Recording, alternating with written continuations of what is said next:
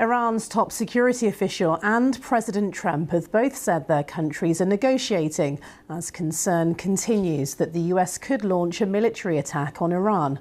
Mr. Trump said Tehran was talking seriously to Washington.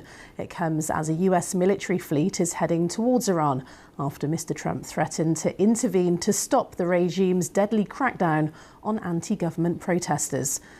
Several explosions across Iran on Saturday, blamed by the authorities on gas leaks, caused widespread anxiety.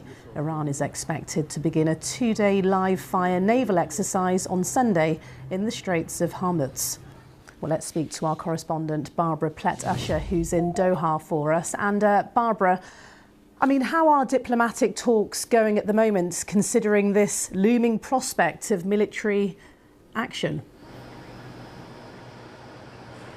Well, it seems they are happening at some level, and there has been some sort of progress based that they're starting from zero, I suppose, and this is according to the public statements made on both sides. What the Iranians actually said was that there was progress towards a framework for negotiations, and this would be negotiations over Iran's nuclear and ballistic missile programs.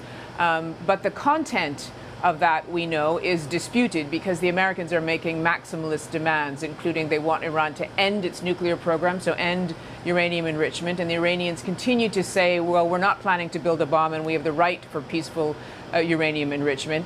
And crucially, the Americans are also demanding that Iran limit its ballistic missile program. And there, Iran has been very clear that that's a red line. That's not going to happen. That's very crucial for Iran's defense.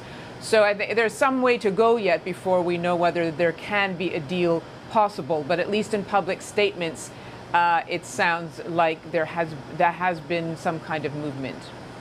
So a lot of this is still being worked out. How dangerous would it be for Washington to launch some kind of missile attack, and therefore the response then from Iran?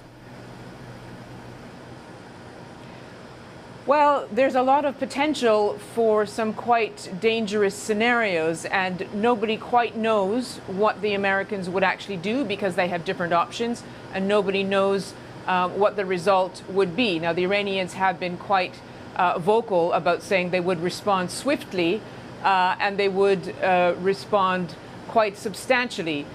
So it depends on what the Americans would do. They could strike military targets. So they could try to hit nuclear program sites, although it's unclear what that would be because they did bomb 3 of the major sites in June, and the Iranians haven't, there's no evidence they've tried to reconstitute the program since then. They could strike the ballistic missile program. It's believed that's what Israel wants to happen because those missiles are also pointed at Israel. It could strike leadership targets, so it could go after the Iran Revolutionary Guard targets. This is the group that has been accused of being behind the protest crackdown, although it's not clear whether that would really change anything. It could go after leadership targets. That would be regime change.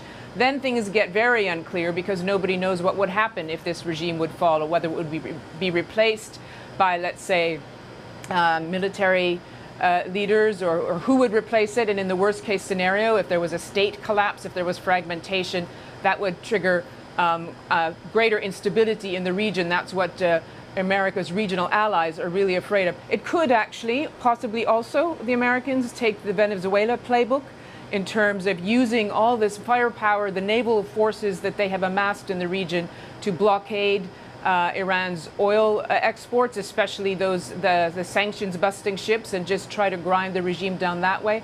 So there are various options, and we don't really know what's going to happen because it's still being considered, and frankly we're not quite sure what the goal is here either, whether President Trump wants to weaken Iran militarily or whether he does actually want to topple the regime.